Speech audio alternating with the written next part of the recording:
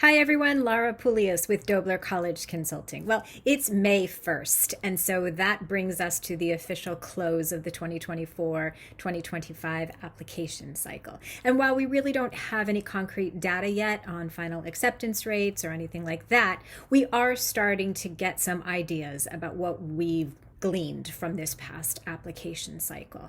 I'm here to tell you that uncertainty is really still dominant in the college application process.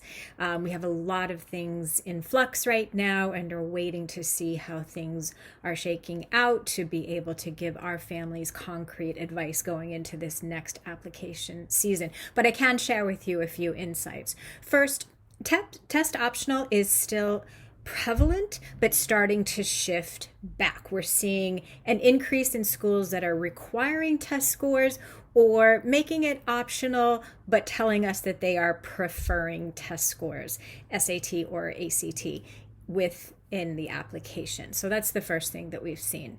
Second, I think context is really key within the application. Because affirmative action was banned within the admissions process, if students face any type of adversity, whether that's being from an underserved community or being first gen, it's really important that that context comes out within the scope of their application.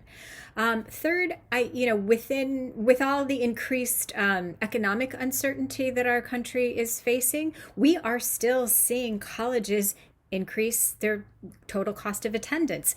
We are seeing a few schools projected to be at over $100,000 for next year. So that's something to keep an eye on. And finally, I think yield, that's the number of students that accept an offer from a college. Yield has become very uncertain for colleges. So they are increasingly relying on wait lists, deferrals, as they try to manage those numbers going into closing out their classes. I definitely think we saw a record number of students land on wait lists wrapping up this application cycle. So what does this mean to you? The bottom line is that college list really needs to be carefully constructed. It needs to be balanced. It needs to fit the student academically, socially, and financially so that there are no surprises on the back end as we work through this process.